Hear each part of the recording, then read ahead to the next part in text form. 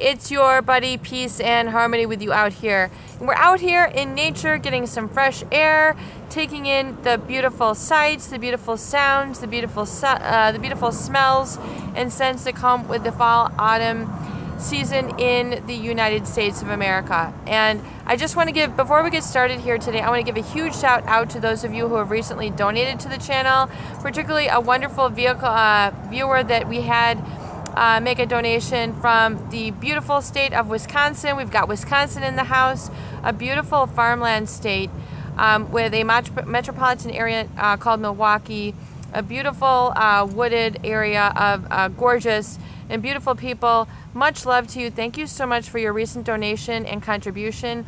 I really appreciate your input, and any of your inquiries that you have are so valuable here at the channel. So thank you so much for your recent donation. And before we get started, I want to kind of go into a little bit more of the surrounding experience that is made to be negativized or erroneously messaged or reflected back to you when you're in a relationship with a narcissist or a psychopath.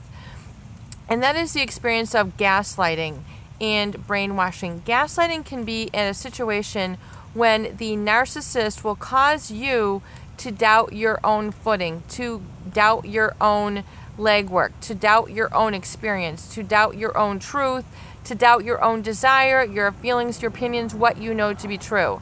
And it's not just so much about he said, she said, but it can become very much a factual and objective experience with which you relay your feelings, and then they minimize or downgrade what you are feeling, as if you are crazy or off base for thinking, feeling, or wanting what you do, as if you're not grounded. And so that very experience of reflecting that back, that they are annoyed, is like a constant negative message to throw you off. So that part of that gaslighting begins to be tinged with being annoyed, as if they cannot tolerate what it is that you're saying or giving or expressing. And it's clearly because of a lack of empathy.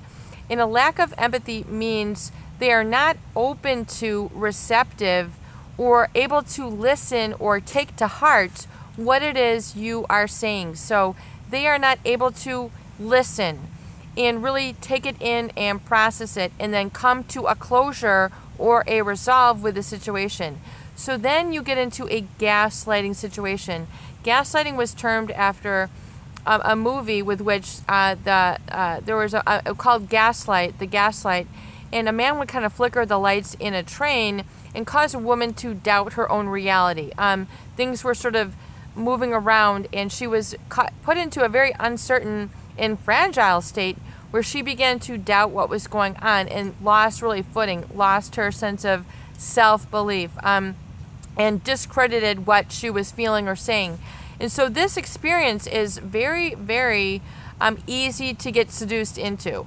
And I say seduced because the narcissist or psychopath oftentimes will use this in a very sort of seductive manner. In other words, saying that they are better than you, or they are more machismo than you, or they have more sexual prowess than you.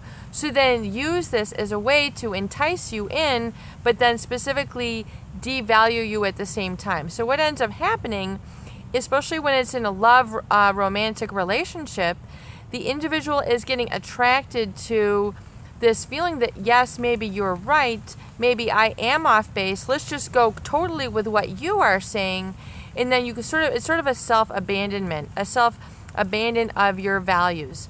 Maybe having a family is not important. Maybe having a house is not important. Maybe having kids, oh, they don't need to go to school. You're right. Let's just run away with the money and go travel.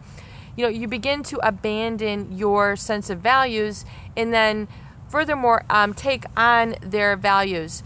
And then, as we were saying in the previous video, it becomes an as-if personality.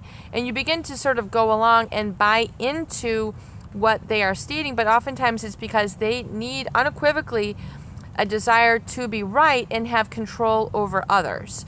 So even though most people would say, well, I don't think this way, I would never do this, they don't understand that this is occurring.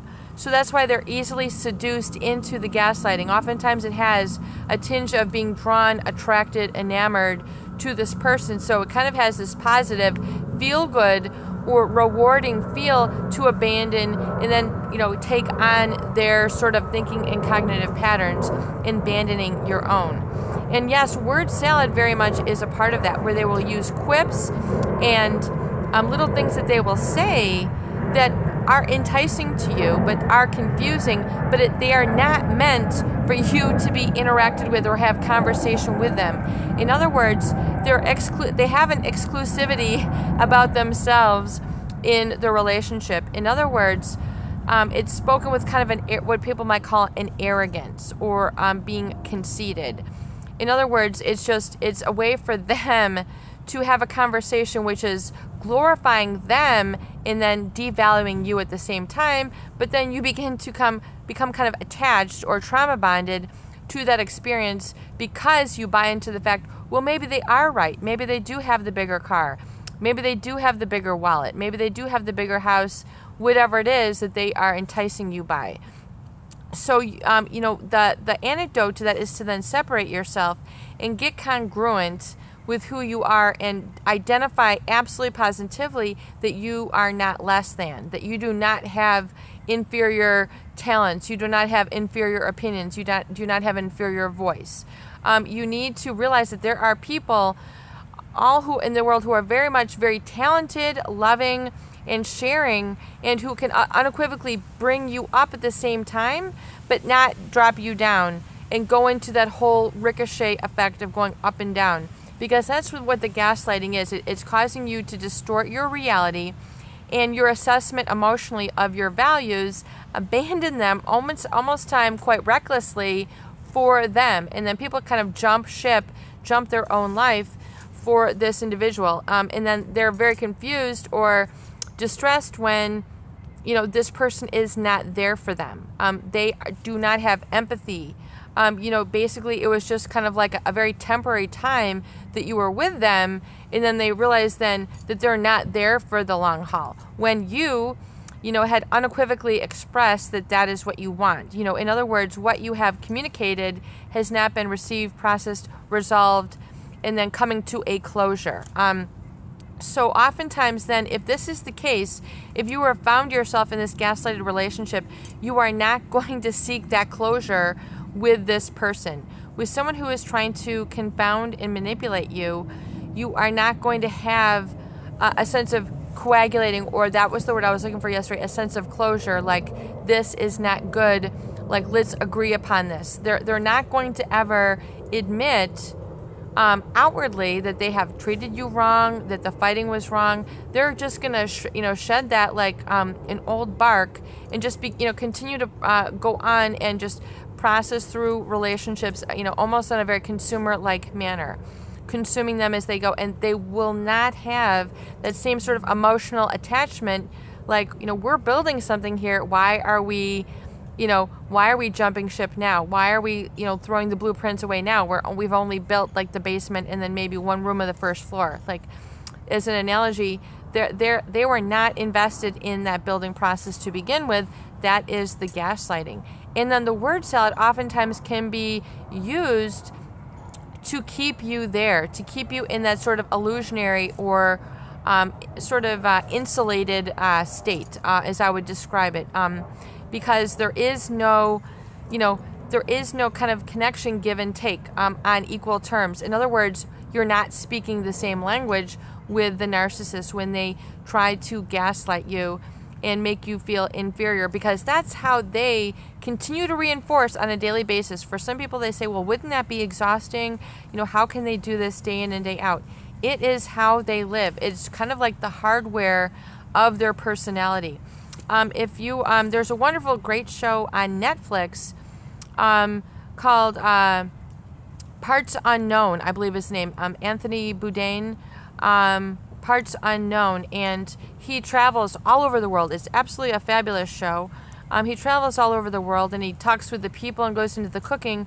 He recently had a show where he was in Argentina, in Buenos Aires, and they have a lot of social work there, and he was with a social worker, and basically he was laying there on the leather couch, and then he was basically saying then that he has narcissistic personality disorder. He's like, so what? I mean, he knows that it's a problem, but to him it's kind of like, I have too much money, it's such a problem. I mean, that's how they think of their problems. In fact, that's a really great way, that's a great assessment for them to put it, is that their problems they think are for the superior. In other words, their sense of having a narcissist, it's almost like a badge of honor. It's almost like a superior rank, if you will, that they feel with which they can then express on into the world. So if you have experienced this, do not feel bad by cutting it off. Do not feel bad by being decisive. Do not feel bad by saying that is it. We cannot, and making that determination within yourself so that you're, basically congruent with your decisions, because you're not going to have that closure. You're not going to have the meeting of minds that, oftentimes quote unquote normal relationships take the course of, where, you're able to basically, have a meeting of terms, a meeting of minds, a coming of hearts, and, saying, okay, let's just part ways. I mean, you're not going to have that. And do not get caught up in legal battles and legal fees and I want this. Just make a clean cut, psychologically, physically, spiritually, on every plane. I mean, you owe it to yourself.